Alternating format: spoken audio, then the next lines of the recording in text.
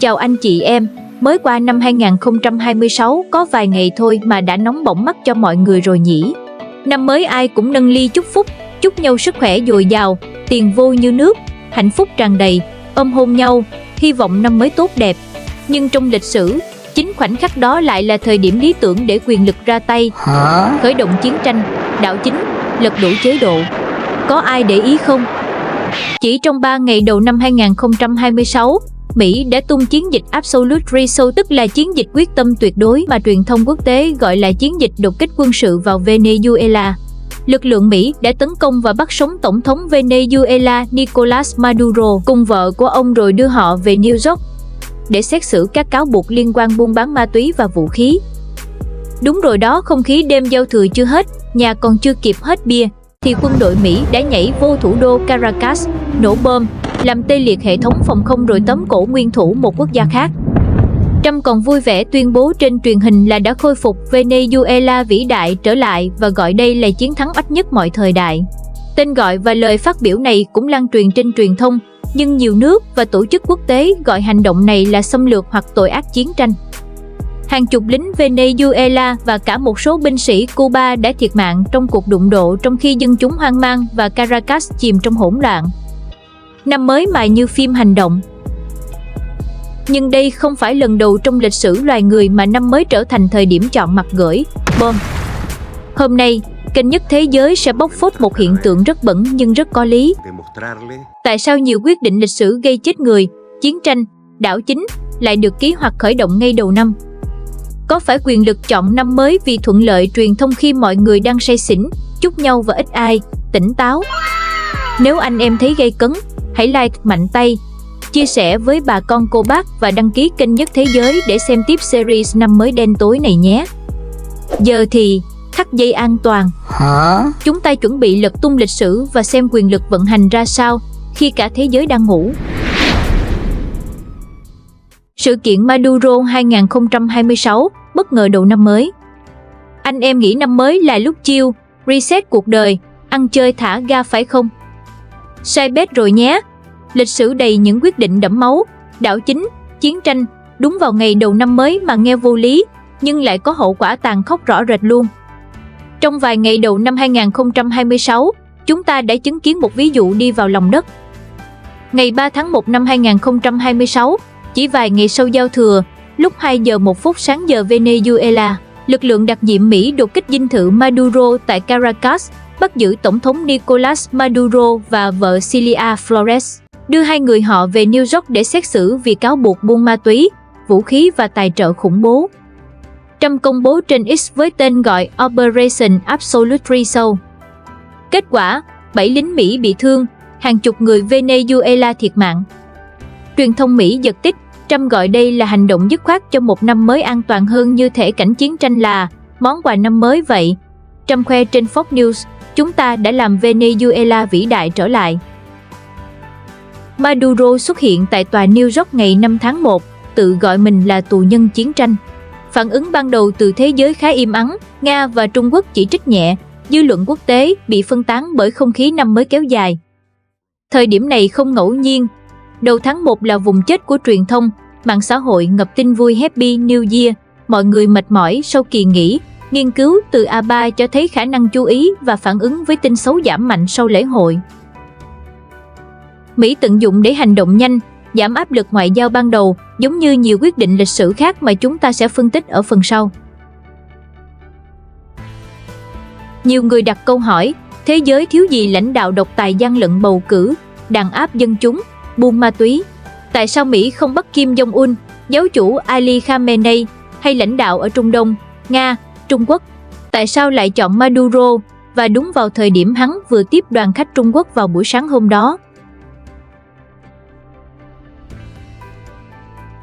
Có ý kiến cho rằng Mỹ chỉ nấp bóng thực thi công lý để cướp dầu mỏ Venezuela. Đúng là Venezuela sở hữu trữ lượng dầu lớn nhất thế giới, 303 tỷ thùng, chủ yếu là dầu nặng ở Orinoco, theo EIA và OPEC. Nhưng nói Mỹ hành động vì dầu là tư duy của thập niên 1970, đó là một cách diễn giải lỗi thời và sai bản chất. Mỹ hiện là cường quốc năng lượng độc lập, dầu Venezuela lại là dầu nặng, chi phí khai thác cao, hạ tầng thì tan nát. Đánh đổi uy tín toàn cầu để lấy thứ dầu đó thì nghe thật là phi logic.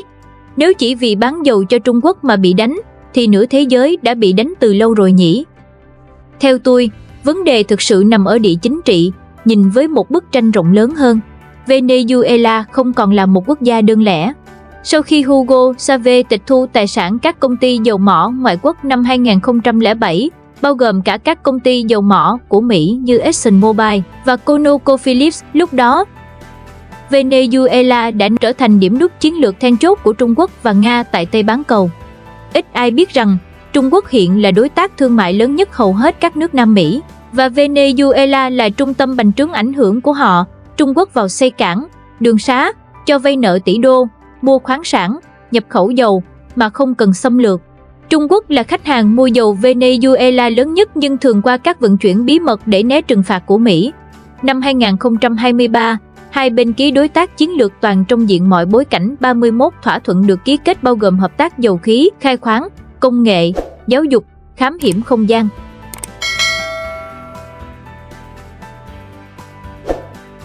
Nga cũng không kém. Tháng 11 năm 2024 ký 17 thỏa thuận trong các lĩnh vực quốc phòng và năng lượng, bao gồm hợp tác tình báo, hoạt động drone, thiết bị quân sự và công nghệ thăm dò dầu. Venezuela là cầu nối địa chính trị, một nút then chốt, between decentrality cao, kết nối Nga chung Iran với toàn Mỹ Latin. Nó là một trong những điểm nút quan trọng nhất ở Tây Bán Cầu. Bắt Maduro lại chặt đứt sợi dây này. Nếu một chính quyền thân Mỹ lên thay, thì Trung Quốc mất nguồn dầu giá hời, Nga mất căn cứ quân sự ngay sát sân sau nước Mỹ. Quan trọng hơn, đây là thông điệp răn đe, Cuba, Nicaragua, Bolivia và các nước khác sẽ phải cân nhắc lại việc nghiêng hẳn về phía Nga Trung hay không.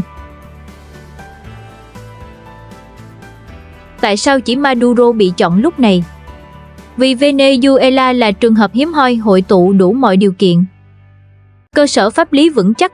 Năm 2020, Maduro bị truy tố tại Tòa án Liên bang New York về tội khủng bố ma túy. Tháng 11 năm 2025, chính quyền Trump tuyên bố Maduro là người đứng đầu của một tổ chức khủng bố nước ngoài, đưa ông vào cùng danh sách với Al-Qaeda. Xấu xa đạo đức, dễ biện minh, gian lận bầu cử trắng trợn. Hồi tháng 7 năm 2024, Opposition công bố González thắng 67%. Maduro bị cáo buộc gian lận trắng trợn nhất lịch sử hiện đại.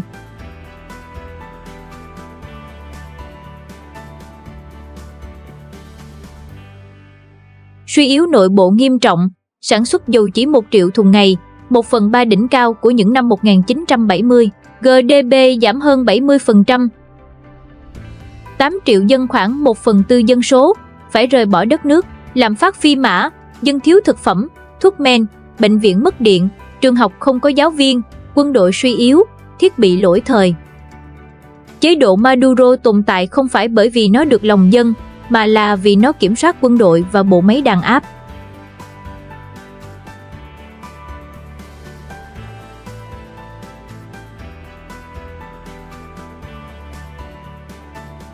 Có lực lượng thay thế hợp pháp sẵn sàng, ông Edmundo González được Mỹ, EU, nhiều nước Mỹ Latin công nhận là tổng thống đắc cử thật.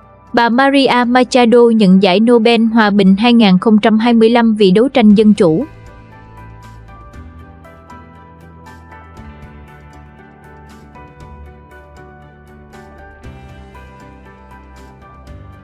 Và quan trọng, Mỹ ra tay mà không gây chiến tranh tổng lực. Chính trị quốc tế không chạy bằng cảm xúc đạo đức, mà bằng tổ hợp điều kiện. Ông Maduro vừa đủ tội, đủ yếu, đủ quan trọng và đủ khả năng bị thay thế. Và thời điểm đầu năm mới, khi thế giới đang phân tâm nhất, chính là lúc hoàn hảo để thực hiện một chiến dịch như vậy. Năm mới mà như phim hành động. Nhưng tin tôi này, đây không phải lần đầu lịch sử chọn năm mới để giết người đâu. Không chỉ mình năm 2026, lịch sử từng có hàng loạt cột mốc đầu năm có quyết định hệ trọng mà hậu quả thì kinh khủng.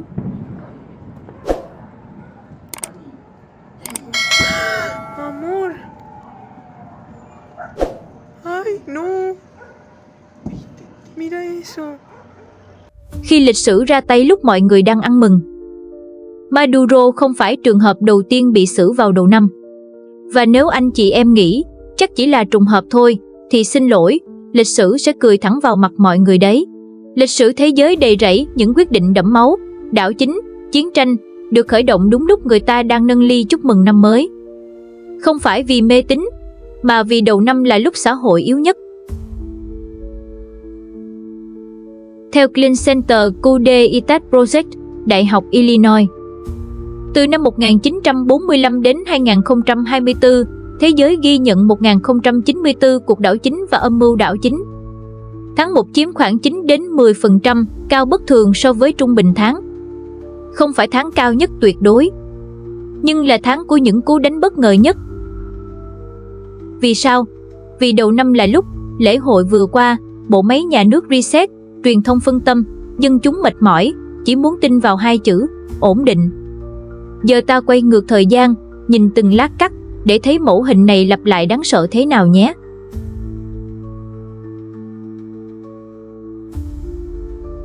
Bolivia, khi một quốc gia bị lật chỉ trong lúc mọi người đang ăn mừng.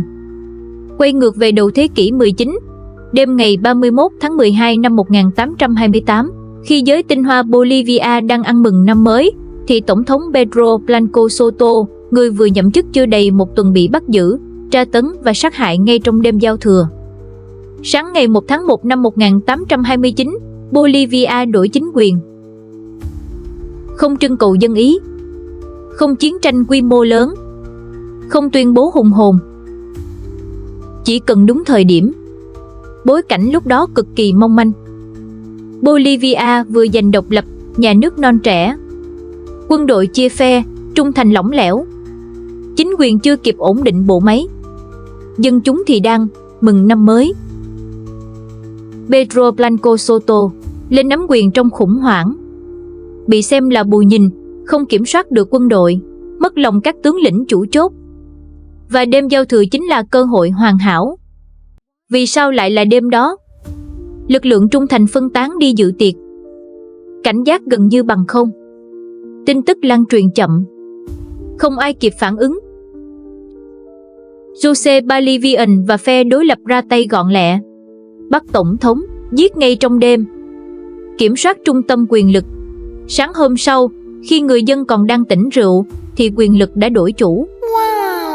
Không có trận đánh lịch sử, không có khoảnh khắc anh hùng. Chỉ có một bài học lạnh sống lưng. Trong chính trị, không phải lúc nào kẻ mạnh nhất thắng. Kẻ thắng là kẻ đánh đúng lúc đối phương đang mãi ăn mừng.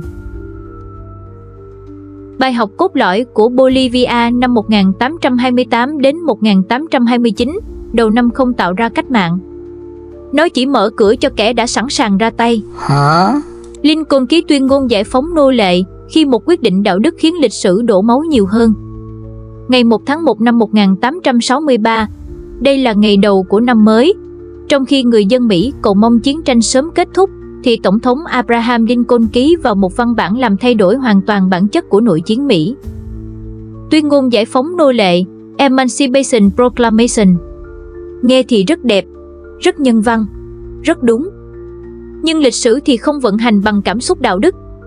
Trước thời điểm đó, nội chiến Mỹ vẫn được đóng khung là một cuộc chiến bảo vệ liên bang, một cuộc xung đột chính trị, lãnh thổ.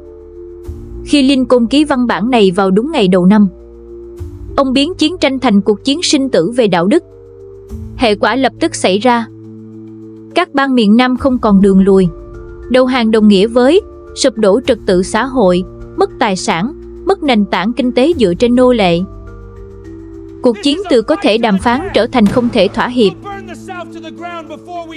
Kết quả, chiến tranh kéo dài thêm hơn 2 năm. Tổng số người chết vượt 620.000 đến một con số khủng khiếp nhất lịch sử Mỹ. Cả đất nước tan hoang về kinh tế, xã hội, tâm lý. Lincoln không ngu, ông biết điều này sẽ xảy ra. Vậy tại sao vẫn ký? Đó là vì thời điểm. Ngày 1 tháng 1 mang tính biểu tượng cực mạnh. Năm mới, kỷ nguyên mới. Tội lỗi cũ bị xóa sổ. Câu chuyện quốc gia được viết lại. Đây là reset narrative ở cấp độ quốc gia. Nội chiến không còn là tranh chấp quyền lực, mà là cuộc chiến giữa thiện, ác, giữa tự do, nô lệ. Về mặt chính trị quốc tế, Lincoln khiến Anh và Pháp không thể công khai ủng hộ miền Nam. Không quốc gia văn minh nào dám đứng về phía chế độ nô lệ sau ngày 1 tháng 1 năm 1863. Một nước cờ truyền thông, đạo đức, địa chính trị cực kỳ cao tay. Nhưng cái giá phải trả là máu, rất nhiều máu. Bài học lạnh lùng của ngày 1 tháng 1 năm 1863 là: một quyết định đúng về đạo đức không đồng nghĩa với ít người chết hơn, và khi bạn ký nó vào đầu năm, bạn không chỉ thay đổi chính sách, mà là bạn đặt lại toàn bộ quỹ đạo lịch sử, dù phải trả giá bằng sinh mạng. Lincoln thắng, nước Mỹ thống nhất, nô lệ bị xóa bỏ, nhưng cái giá của năm mới, lý tưởng mới là hàng trăm nghìn xác người.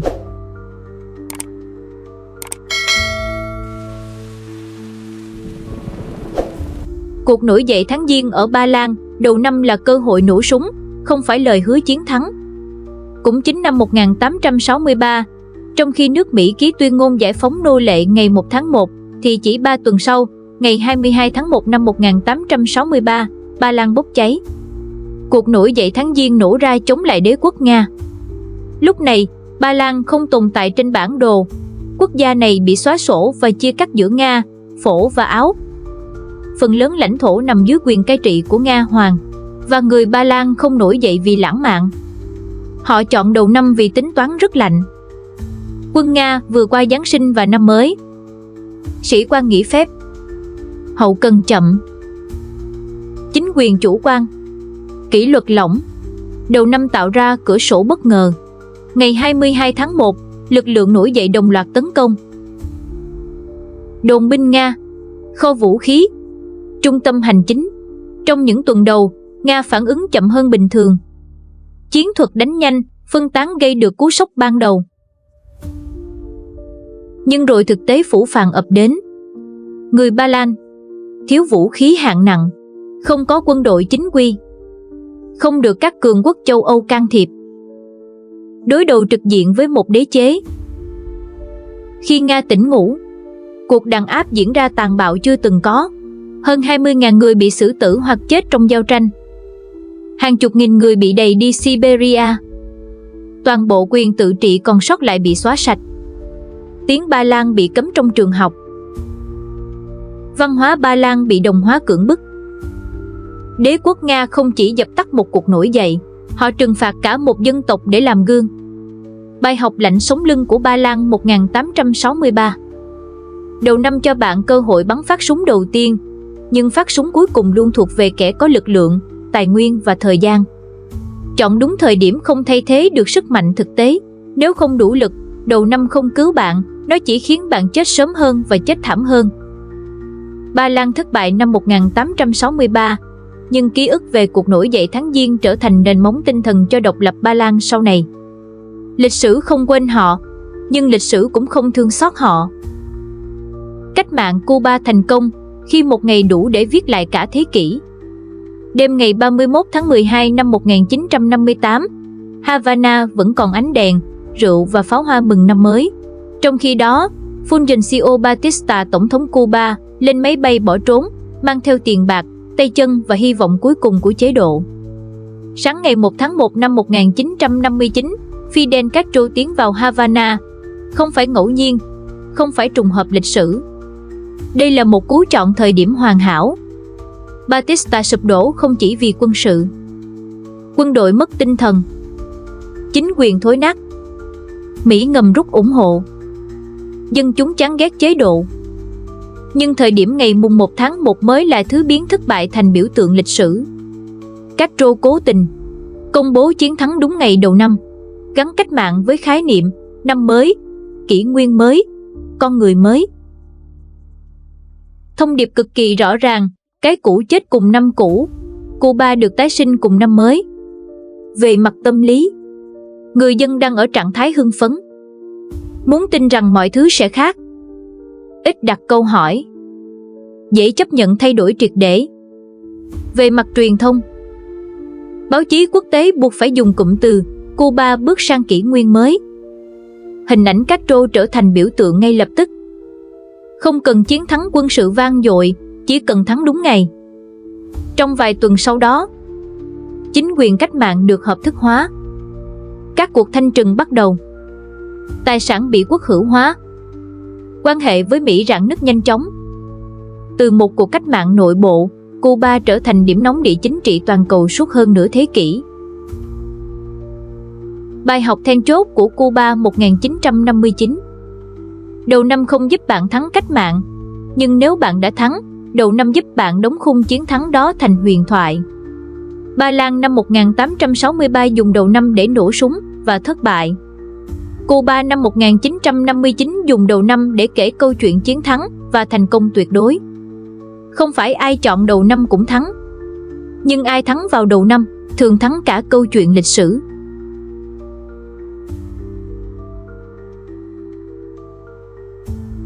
Đảo chính Cộng hòa Trung Phi, đêm giao thừa không có tiếng súng.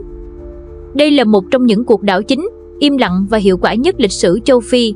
Đêm ngày 31 tháng 12 năm 1965, thủ đô Bangui ăn mừng năm mới. Tổng thống David Decco đang dự tiệc, tin rằng đất nước ổn định, quân đội trung thành.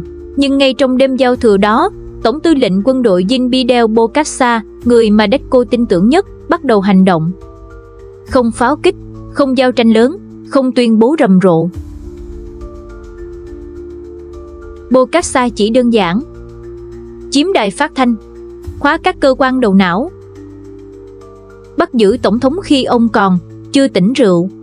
Rạng sáng ngày 1 tháng 1 năm 1966, khi người dân thức dậy chúc mừng năm mới, họ nghe trên radio một thông báo lạnh lùng. Chính phủ cũ không còn tồn tại, không có chiến tranh, không có biểu tình, chế độ sụp đổ trong vài giờ. Bài học lạnh sống lưng. Đầu năm không chỉ là lúc dễ cướp chính quyền nhất, mà còn là lúc xã hội dễ nuốt trọn một thảm họa, vì mọi thứ xảy ra quá nhanh, quá êm và quá bất ngờ.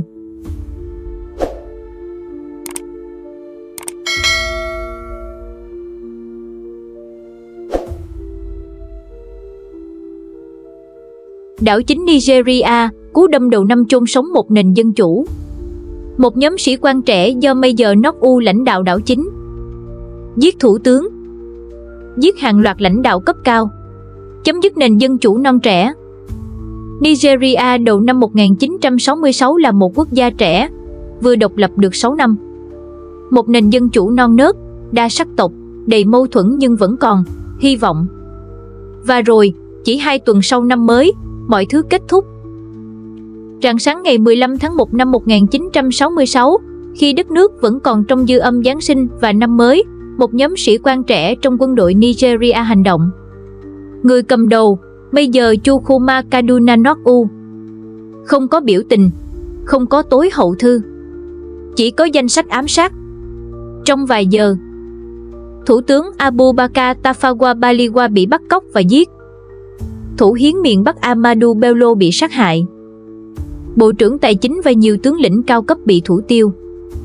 Cốt lõi của nền dân chủ Nigeria bị chặt đầu cùng một lúc. Vì sao đảo chính xảy ra được? Thời điểm là chìa khóa. Quân đội mệt mỏi sau kỳ nghỉ lễ. Hệ thống an ninh lỏng lẻo. Lãnh đạo tin rằng đầu năm thì ai lại làm loạn. Dư luận và truyền thông chưa kịp phản ứng. Ban đầu, nhóm đảo chính không kiểm soát được toàn bộ đất nước, nhưng hậu quả thì không thể đảo ngược. Quân đội nhảy vào ổn định tình hình. Tướng Johnson Aguiyi Ironsi lên nắm quyền, chấm dứt hoàn toàn nền dân chủ dân sự Nigeria. Và từ đây, cánh cửa bị mở ra. Chuỗi phản đảo chính. Nội chiến Biafra 1967 đến 1970. Hơn 1 triệu người chết vì chiến tranh và nạn đói. Quân đội thống trị chính trường Nigeria suốt nhiều thập kỷ. Tất cả bắt đầu từ một buổi sáng đầu năm, khi xã hội còn chưa kịp tỉnh ngủ. Bài học cay đắng. Đầu năm không cần một cuộc chiến lớn để phá hủy một quốc gia. Chỉ cần một cú đánh đủ sâu vào trung tâm quyền lực. Phần còn lại, lịch sử sẽ tự tay làm nốt. Tết Mậu Thân 1968, cú đánh đầu năm làm sụp đổ ý chí của một siêu cường. Cuối tháng 1 năm 1968, miền Nam Việt Nam bước vào Tết Nguyên Đán, thời khắc thiêng liêng nhất trong năm. Theo truyền thống, hai bên hưu chiến, quân lính về quê, thành phố treo đèn, treo cờ. Dân chúng tin rằng ít nhất Tết sẽ yên. Và chính niềm tin đó trở thành điểm yếu chết người. Đêm giao thừa Tết Mậu Thân, rạng sáng ngày 30 đến ngày 31 tháng 1 năm 1968, quân Bắc Việt và Mặt trận Giải phóng miền Nam đồng loạt tấn công hơn 100 mục tiêu trên toàn miền Nam, Sài Gòn, Huế, Đà Nẵng và đặc biệt Đại sứ quán Mỹ tại Sài Gòn. Thời điểm được chọn không phải ngẫu nhiên. Đây là tính toán chiến lược cực kỳ lạnh. Quân đội Việt Nam Cộng Hòa giảm cảnh giác vì lệnh hưu chiến. Mỹ tin rằng đối phương đã kiệt sức. Truyền thông quốc tế đang nghỉ lễ. Dân chúng đang trong tâm lý muốn tin vào hòa bình. Về quân sự, lực lượng tấn công chịu tổn thất cực lớn, không giữ được thành phố lâu dài. Hàng chục nghìn chiến binh phía tấn công thiệt mạng. Nếu chỉ nhìn bản đồ quân sự, đây không phải chiến thắng, nhưng lịch sử không được quyết định trên bản đồ. Nó được quyết định trong đầu óc con người. Về truyền thông và tâm lý, hình ảnh chiến sự ngay giữa Tết tràn ngập trên truyền thông Mỹ. Người Mỹ lần đầu thấy chiến tranh ngay trong đại sứ quán. Toàn bộ câu chuyện Mỹ sắp thắng sụp đổ chỉ sau vài ngày. Hệ quả dây chuyền, phong trào phản chiến Mỹ bùng nổ. Tổng thống Lyndon B. Johnson tuyên bố không tái tranh cử. Mỹ buộc phải bước vào đàm phán Paris và bắt đầu lộ trình rút quân khỏi Việt Nam. Hàng nghìn người chết trong vài ngày lễ Tết, nhưng trật tự chiến tranh thế giới thì đổi chiều.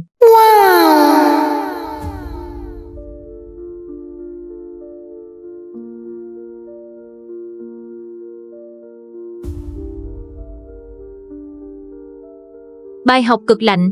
Tết Mậu Thân cho thấy một chân lý đáng sợ. Bạn không cần thắng trên chiến trường, chỉ cần thắng trong nhận thức của đối phương. Và đầu năm hay lễ lớn là thời điểm hoàn hảo để làm điều đó.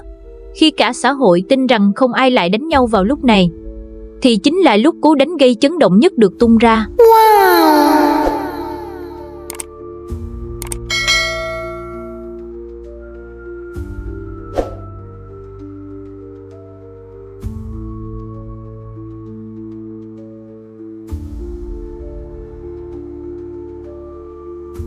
Hitler lên nắm quyền, độc tài sinh ra từ sự mệt mỏi đầu năm. Ngày 30 tháng 1 năm 1933, Adolf Hitler được Tổng thống Đức Paul von Hindenburg bổ nhiệm làm thủ tướng. Không phải ngày 1 tháng 1, nhưng vẫn là đầu năm và đó là điểm mấu chốt. Bối cảnh nước Đức lúc này: khủng hoảng kinh tế sau đại suy thoái, thất nghiệp hàng loạt, chính phủ thay như thay áo, dân chúng kiệt sức vì bất ổn. Ai cũng chỉ muốn một thứ: ổn định, bằng mọi giá. Đầu năm 1933, xã hội Đức rơi vào trạng thái rất nguy hiểm. Mệt mỏi, sợ hãi, chán dân chủ. Và Hitler bước vào đúng thời điểm đó. Không cần đảo chính, không cần xe tăng, không cần súng nổ, chỉ cần ký giấy đúng lúc. Hitler được bổ nhiệm hợp pháp. Báo chí đầu năm đưa tin trong không khí: chính phủ mới, hy vọng mới, reset cho nước Đức. Dân chúng muốn tin rằng thôi thì thử một lần nữa xem sao. Và chỉ vài tuần sau, mọi thứ lao dốc như domino. Hả? Ngày 27 tháng 2 năm 1933, vụ cháy Reichstag. Quốc hội Đức bốc cháy. Hitler đổ lỗi cho Cộng sản. Kích hoạt nỗi sợ tập thể. Ngay lập tức, đàn áp đối lập, bắt giữ hàng loạt, báo chí bị kiểm soát. Ngày 23 tháng 3 năm 1933, đạo luật trao quyền, Enabling Act. Quốc hội tự nguyện trao quyền lập pháp cho Hitler. Dân chủ Đức tự sát hợp pháp. Hiến pháp trở thành giấy lộn. Từ thời điểm đó, Quốc hội chỉ còn là bù nhìn. Đảng Quốc xã độc quyền lực. Nhà nước pháp quyền biến mất. Chiến tranh thế giới chỉ còn là vấn đề thời gian. Và tất cả bắt đầu từ một quyết định đầu năm, khi xã hội đang muốn yên ổn, muốn khởi đầu mới và sẵn sàng đánh đổi tự do để lấy cảm giác an toàn. Bài học cực lạnh. Đầu năm không chỉ nguy hiểm vì lễ hội, nó nguy hiểm vì tâm lý reset. Khi con người mệt mỏi, họ dễ chấp nhận quyền lực mạnh tay, dễ tin vào người hứa dọn dẹp mọi thứ, và ít đặt câu hỏi nhất. Hitler không thắng vì ông ta mạnh. Ông ta thắng vì xã hội quá mệt để phản kháng.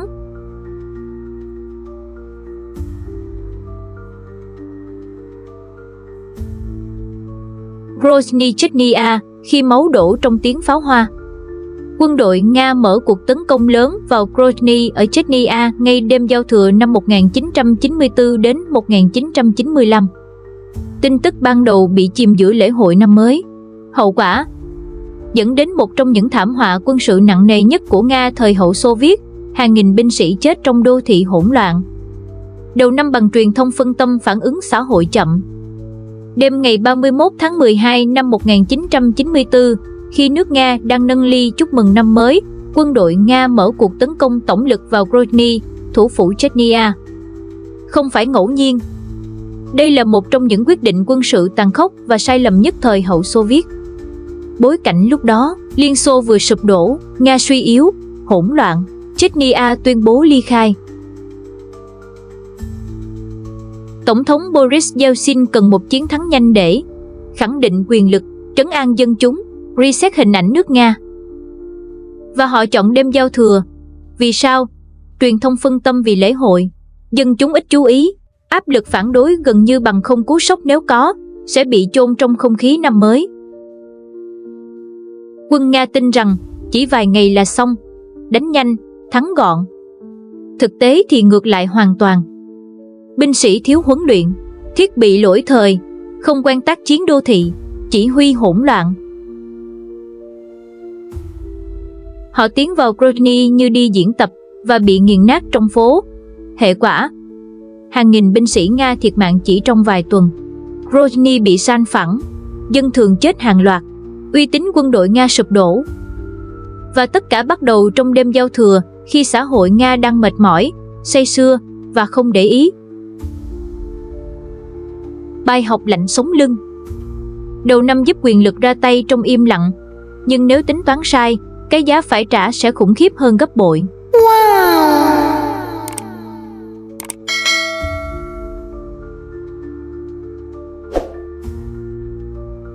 Chiến dịch Bảo sa mạc khi chiến tranh được bấm nút giữa kỳ nghỉ.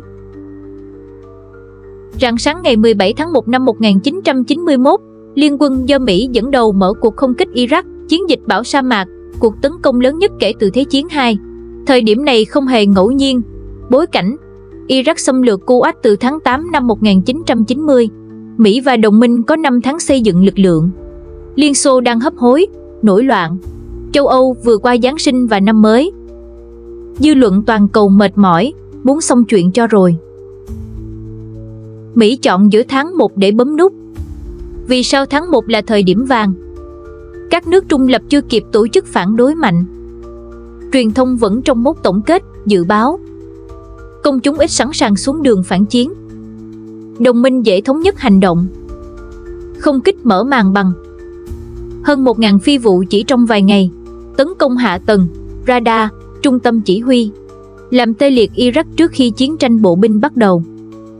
Về quân sự, thành công áp đảo. Về truyền thông, hoàn hảo. Chiến tranh được kể lại như phẫu thuật chính xác, ít thương vong, khôi phục trật tự quốc tế. Nhưng hậu quả dài hạn thì Trung Đông bất ổn kéo dài. Iraq bị trừng phạt suốt thập kỷ, đặt nền móng cho các cuộc chiến sau này. Bài học cực lạnh. Tháng 1 không chỉ để tấn công bất ngờ, nó là lúc dư luận toàn cầu dễ bị quản lý nhất. Chiến tranh không chỉ thắng trên chiến trường, nó thắng trước hết trên lịch và tâm lý. Từ Grozny đẫm máu trong đêm giao thừa, đến Bảo sa mạc được bấm nút giữa kỳ nghỉ, đầu năm luôn hội tụ đủ điều kiện nguy hiểm nhất. Xã hội mệt mỏi, truyền thông phân tâm, phản ứng chậm, và nhu cầu ổn định bằng mọi giá. Đó không phải ngẫu nhiên, đó là chiến lược thời điểm. Và khi bạn đặt Maduro 2026 vào đúng mẫu hình này, mọi thứ khớp đến rợn người. Nhìn lại từ Bolivia 1829, Ba Lan 1863, Lincoln ngày 1 tháng 1 năm 1863, Cuba 1959, Nigeria 1966, Tết Mậu Thân 1968, Hitler 1933, Digerstorm 1991, Grozny 1994 và giờ là Maduro đầu năm 2026. Một mẫu hình hiện ra rất rõ, năm mới không chỉ là thời điểm để ăn mừng, nó là lúc quyền lực ra tay. Không phải vì năm mới linh thiêng, mà vì con người lúc đó yếu nhất. Mệt mỏi sau lễ hội, khát khao ổn định bằng mọi giá, truyền thông phân tâm, phản xạ đạo đức chậm hơn bình thường. Quyền lực biết điều đó rất rõ. Và vì vậy, những quyết định gây chiến tranh, lật đổ chính quyền, ký sắc lệnh đẫm máu, bắt giữ một nguyên thủ, thường khởi động đúng lúc chúng ta đang chúc nhau hạnh phúc. Vụ Maduro đầu năm 2026 không phải ngoại lệ. Nó chỉ là phiên bản mới nhất của một công thức cũ. Đủ yếu để bị đánh, đủ xấu để biện minh, đủ quan trọng để gửi thông điệp, và đủ đúng thời điểm để thế giới phản ứng chậm. Lịch sử không lặp lại vì con người ngu. Nó lặp lại vì chúng ta quá dễ bị ru ngủ bởi cảm giác năm mới rồi, mọi thứ sẽ tốt hơn. Nhưng lịch sử luôn nhắc một điều rất khó chịu. Khi thế giới im lặng nhất là lúc có người đang viết lại luật chơi. Cho nên, lần tới khi bước sang năm mới, tin ít hơn, tỉnh táo hơn và nghi ngờ nhiều hơn. Bởi vì những quyết định thay đổi số phận hàng triệu người hiếm khi được ký vào lúc mọi người đang tỉnh táo. Nếu anh chị em thấy video này đáng suy ngẫm, thì hãy để lại bình luận bên dưới cho mình biết. Anh chị em còn biết sự kiện lịch sử nào được khởi động vào đầu năm không? Nếu bạn thấy video này nghe hơi khó chịu nhưng hợp lý, hãy nhấn like cho kênh và nhớ chia sẻ cho đứa hay nói. Thôi đầu năm đừng bàn chính trị. Đừng quên đăng ký kênh Nhất Thế Giới để coi những video hấp dẫn tiếp theo nhé. Cảm ơn mọi người đã xem. Hẹn gặp lại và nhớ, đừng để lịch sử lặp lại chỉ vì chúng ta mãi ăn mừng nhé. What? Bye.